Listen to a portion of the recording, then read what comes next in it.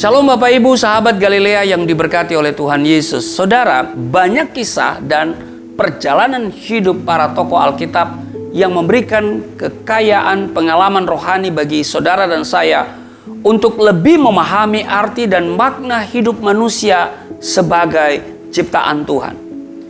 Sebut saja Abraham.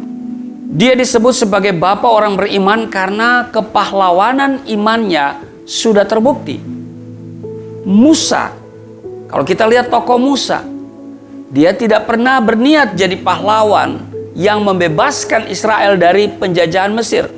Bahkan Musa sempat menolak perintah Tuhan beberapa kali sampai Tuhan marah kepada Musa. Musa hanya taat, saudara, dan di kemudian hari orang menyebutnya sebagai pahlawan. Kalau saudara bisa baca itu di dalam kitab Keluaran. Apa saja sebenarnya prinsip yang dimiliki seseorang untuk menjadi pahlawan sejati dalam pandangan Tuhan? Yang pertama, saudara, kita harus melepaskan hak untuk memiliki. Apakah Tuhan ragu pada iman Abraham sehingga ia perlu mengujinya? Jawabannya tentu tidak. Karena Tuhan Maha Tahu. Namun Tuhan ingin melihat respon Abraham terhadap perintahnya. Abraham memiliki kehendak bebas dan bisa saja ia menolak perintah radikal itu. Namun ia memilih taat. Jika saat ini mungkin iman kita diuji, mungkin ujian iman kita berbeda dengan Abraham. Namun pada prinsipnya Tuhan ingin kita meresponi kehendaknya dengan tepat dan mau melepaskan hak untuk memiliki, bahkan pada orang yang paling kita kasihi. Percayalah, Tuhan tidak akan mengambil kebahagiaan kita. Amin. Jadi yang pertama, kita harus melepaskan hak untuk memiliki. Amin. Dan kalau mau jujur saudara, apa sih yang kita miliki? Semua yang kita punya ini milik Tuhan. Tetapi ada yang kita miliki, yaitu dosa. Nah, dosa itu milik saudara ya. Milik manusia itu milik pasti. Selain itu semua itu pemberian Tuhan. Apa coba? Kesehatan, nafas, semua pemberian Tuhan. Ya. Yang murni yang kita miliki ya, yaitu dosa. Nah, jadi saudaraku yang kekasih, ukuran di mata Tuhan untuk menjadi seorang pahlawan iman adalah melepaskan hak untuk memiliki. Amin. Termasuk dosa juga harus kita lepaskan. Kecenderungan berbuat dosa harus kita lepaskan. Amin. Yang kedua, kita perlu menaklukkan pikiran di bawah otoritas firman Tuhan. Firman Tuhan menguasai kita.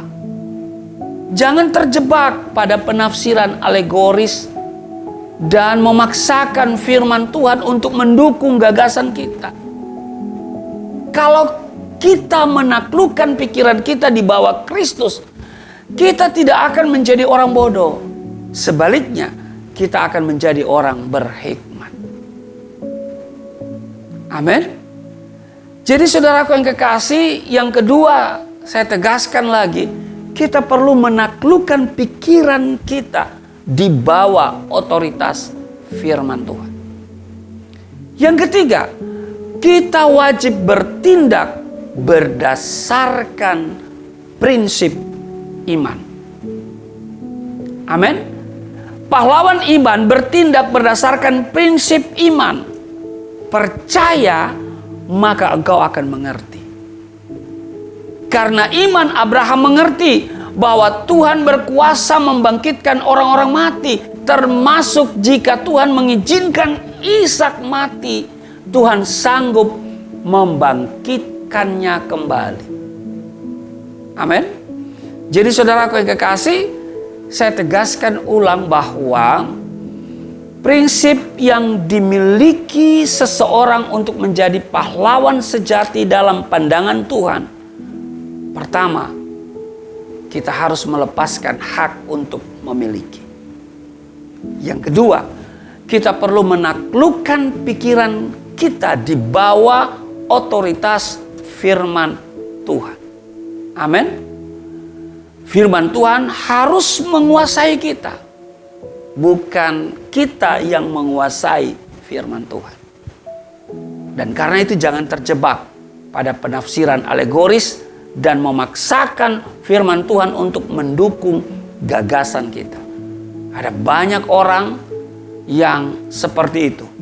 Dia memaksakan firman Tuhan untuk mendukung ide gagasannya. Yang ketiga, kita wajib bertindak berdasarkan prinsip iman. Amin. Percaya maka engkau akan mengerti. Dan karena itu waktu kita percaya maka kita bertindak, melakukan. Amin. Sahabat Galilea yang diberkati Tuhan.